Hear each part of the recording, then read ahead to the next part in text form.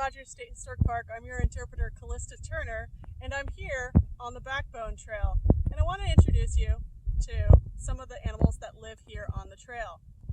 On occasion, you might run into one of our buddies right here, the Crotalus oreganus, and this is our southern Pacific rattlesnake. Now, you'll see that this one's just curled up, resting kind of on the edge of the trail. It's probably curled up right now in order to contain a little bit of warmth. They're exothermic, so that means that they need outside forces in order to help them regulate their body temperature. And he's probably curled up to contain a little bit of warmth because, as you can see, it's a foggy day. He has his head poking out, keeping attention, making sure that nothing's approaching him. Should you happen to see one of these on the trail, remember that this is their home. You've just stumbled upon his house. So don't be frightened, don't approach them, try and give them as much space as possible.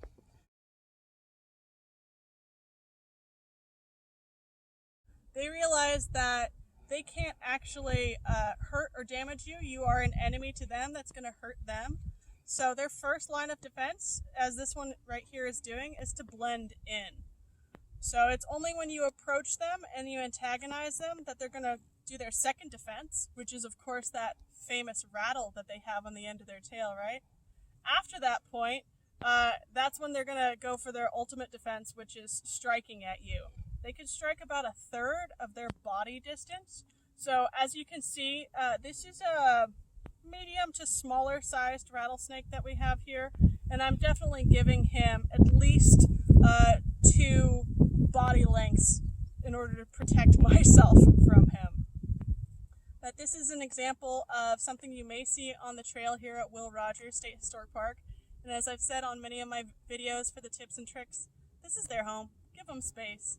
Just leave them alone and they'll ignore you and everyone will have a good day.